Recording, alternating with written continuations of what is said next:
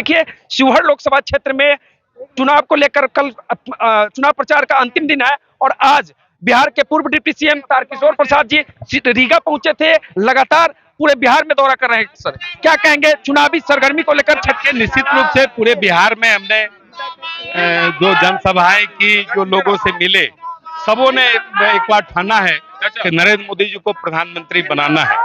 और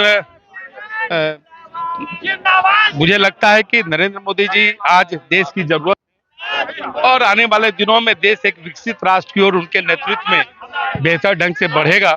और ये जो क्षेत्रीय पार्टियां हैं, ये सारे पार्टियां धराशायी होंगी, इनका कोई वजूद नहीं है।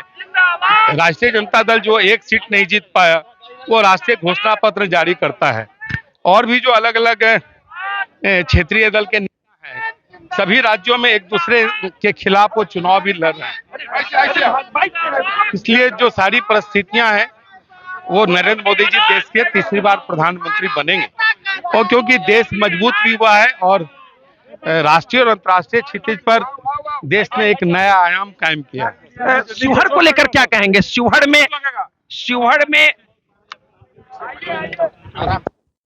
को लेकर क्या कहेंगे सर? शिवहर में लगा शिवहर सहित हम बिहार के 40 की 40 सीटें जीतेंगे। तेजस्वी यादव लगातार कह रहे हैं कि हम 100 की बात कर रहे हैं।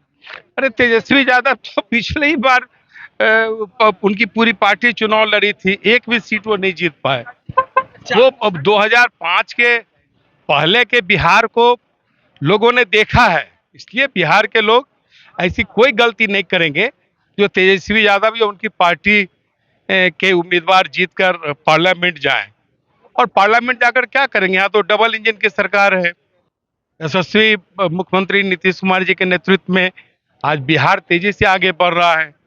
तो लोगों को पता है कि अगर केंद्र में और बिहार में हमारी सरकार होगी, हमारे जनप्रतिनिधि होंगे, हम अपने क्षेत्र का बेहतर ढंग से विकास कर पाएंगे। तो ये सारी चीजें हैं, हिंदुस्तान के मतदाता इन चीजों को छपरा में सर कल ढंग से छपरा में कल बड़ी घटना हो गई चुनाव के। ये दुर्भाग्यपूर्ण है, ये जांच का विषय है। इस प्रकार की हिंसा को रोकना चाहिए, लेकिन राष्ट्रीय जनता दल ने इसकी शुरुआत की।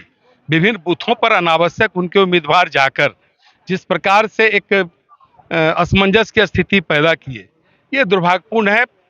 बूथों पर अगर इस प्रकार से अगर उम्मीदवार जाएंगे और फिर लोगों को प्रभोग करेंगे तो स्वाभाविक इस तरह की दुर्भाग्यपूर्ण घटना हुई। बिहार में घटना हुई वो दुर्भाग्यपूर्ण। बिहार में कही जा रही है कि कई सीटों पर फाइट टू फाइट लड़ाई होगी।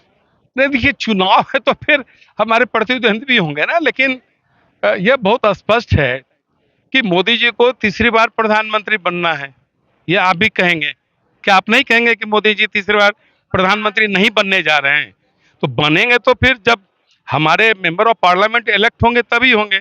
और बिहार की 40 सीटें हम सबों ने एनडीए की झोली में देने की बात की है। यहाँ के मतदाता ने 40 सीटें जिताकर अपने एनडीए के प्रतिनिधियों को भेजने की बात की है। तो बिहार के मतदाता तो काफी परिपक्व हैं और चेतनशील हैं। बिहार तो इसे भी लोकतंत्र की जननी रही है। तो यहाँ तो जो पैदा लेता है वो भी राजनीति समझता है। मुकेश सहनी और तेजस्वी यादव कह रहे हैं कि हम युवा हैं। बीच में मुकेश जी आ गए, कहां से फिर मुकेश जी को ले आते हैं? चलिए, सर निकल रहे हैं, रीगा में थे और सर ने कह दिया है कि 40 में 40 सीटों को हम लोग जीतेंगे। तो चलिए, इस वीडियो पर आपकी क्या प्रतिक्रिया है कमेंट करके बता सकते हैं। देखते रहिए स्टार बिहार न्यूज। बहुत बहुत धन्यवाद।